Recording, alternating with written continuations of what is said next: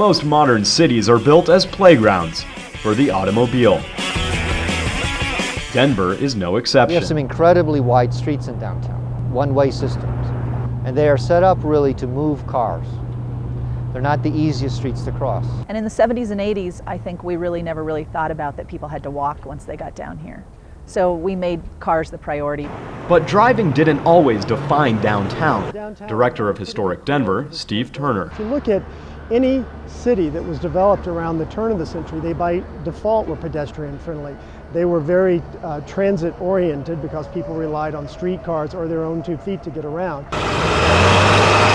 Reurbanization, environmental awareness, and rising energy costs have forced cities to rethink their pedestrian priority. Portland, Oregon is, of course, one of the ones that everybody points to. It's probably the most pedestrian-friendly city in America. They have a policy that the pedestrian always takes precedent over everything else. More and more, Denver city leaders, business owners, and transportation experts are recognizing the benefits of walkability. It's an issue of a quality of life in a city. A city wants to build a place that encourages people to walk around it. If you make a good pedestrian environment, more people will walk.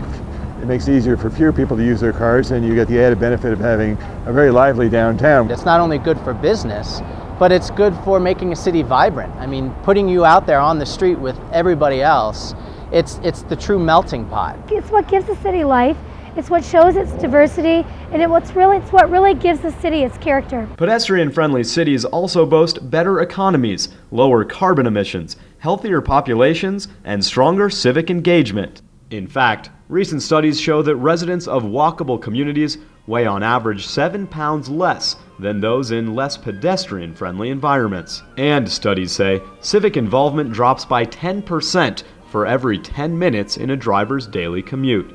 By all accounts, Denver has a great start.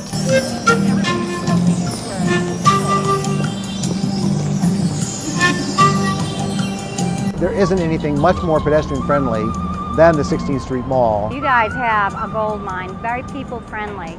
Really, keep this going. We're a national model for our mall, and people envy us all over the country.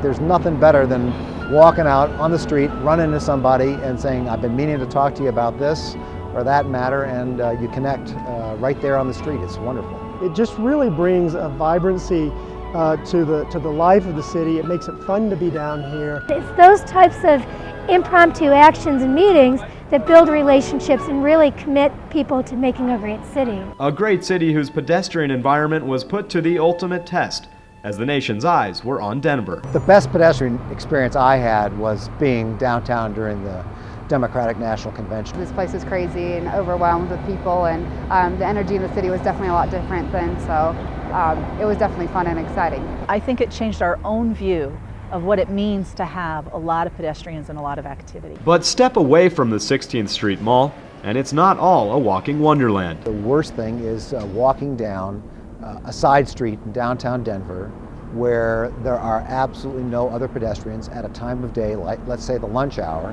when you would expect people to be on the street. One block of dead space will stop people in their tracks. It's not hard to find blank walls, narrow sidewalks, intimidating alleys. We have a number of streets in our core that lack the amenities that are needed.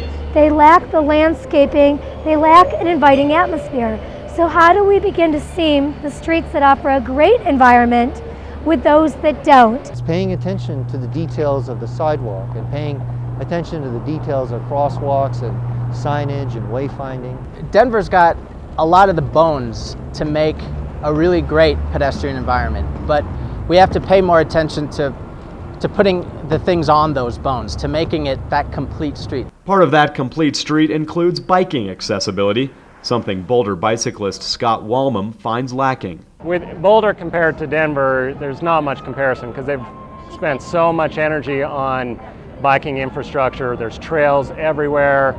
You very rarely have to ride on the road at all, and if you do, it has bike trails and or sidewalk pretty much everywhere. We've got great bike trails for recreation purposes, but we don't have great bike routes for commuting. And commuting takes on a whole new meaning through the eyes of Laureen Ferris. I'm 5'11", and my line of sight used to be at one elevation and now it's at a much lower elevation. Confined to a wheelchair 2 years ago, she serves as plans examiner for Denver's Office of Disability Rights. She notices things about Denver's pedestrian environment that most people overlook. Curb cuts are only positioned at major intersections, and so when you're in a 300-foot block and you really wanted to go across the street at mid-block, everybody else can do that but us. She's determined to make the pedestrian environment accessible to all of Denver's residents. The one best thing I feel like I could do is just keep educating, just keep opening people's eyes. When it comes to our pedestrian environment, there is no shortage of pride in how far we've come, nor enthusiasm for the work ahead. I think we're on the right path. I think it's just a matter of time and patience and keeping focused on that goal of being pedestrian friendly, and we'll get there. We have what it takes. We have the culture. We have the bones. I think we just have the makings of a great place. It's already a good place. And the potential's all here. We'll see it happen in our lifetimes. It takes patience. Our community has a pretty strong commitment to making great pedestrian spaces. I think we're a community that values them. They value public spaces, and I think bit by bit we're going to build that environment across the entire area of our urban core. The timing couldn't be better for us to take on this challenge and really make headway. One of our greatest advantages is in fact the people, that people in Denver really care.